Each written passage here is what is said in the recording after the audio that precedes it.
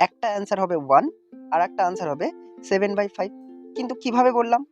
ছোটবেলায় উৎপাদক ও বিশ্লেষণের অঙ্ক করতে গিয়ে মিডল টার্মের অঙ্কে এত বড় একটা প্রসেস আমাদের করতে হতো, তারপর সেটা ইকুয়াল টু 0 করে দুটো এক্স এর মান আমরা পেতাম। কিন্তু আমি আজকে এমন একটা ট্রিক্স বলবো, দেখেই আনসার বলতে পারবে। দেখো, একটা এক্সাম্পল নিয়ে দেখাচ্ছি। মনে করো এই এক্সাম্পলটা আছে, এটা ইকুয়াল টু 0 দেওয়া আছে, আমাদের এক্স এর মান বলতে হবে। একটা অ্যান্সার হবে 1 আর একটা অ্যান্সার হবে 7/5। কিন্তু কিভাবে বললাম? ট্রিক্সটা একটু দেখে নাও। 5x² মাইনাস 12x প্লাস 7, এই ইকুয়েশনটাকে আমি ax² plus bx plus c এই সমীকরণের সাথে তুলনা করছি। মানে a এর জায়গায় কি আছে 5, b এর জায়গায় -12 আর c এর জায়গায় 7।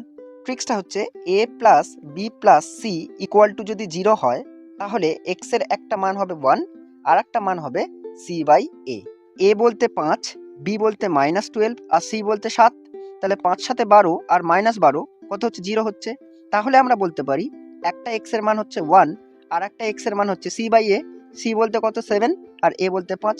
তাই আমি ডিরেক্টলি বলতে পেরেছিলাম একটা মান হচ্ছে 1 আর একটা মান হচ্ছে 7/5। প্রথম অঙ্কটাতে দেখো, এখানেও কিন্তু কোএফিসিয়েন্ট গুলো যোগ করে 0 হচ্ছে। দেখো, a বলতে 3, b হচ্ছে -11 আর c হচ্ছে 8। 3 8 11 আর -11 কত হচ্ছে? 0। মানে x এর একটা মান কত পাবো? x এর একটা মান পাবো 1 আর একটা মান পাবো c/a। c বলতে কত? 8, a বলতে কত? 3। মানে 8/3 হয়ে যাবে আর একটা মান, যেটা কিনা c/a। তাই দেখো, এখানে প্রথমে 8/3 পেয়েছিলাম একটা মান, আর একটা হচ্ছে 1। আশা করছি বিষয়টা বুঝতে পেরেছো। যদি নতুন কিছু শিখে থাকো অবশ্যই লাইক এবং শেয়ার করে দিও। ভিডিওটা দেখার জন্য অনেক অনেক ধন্যবাদ।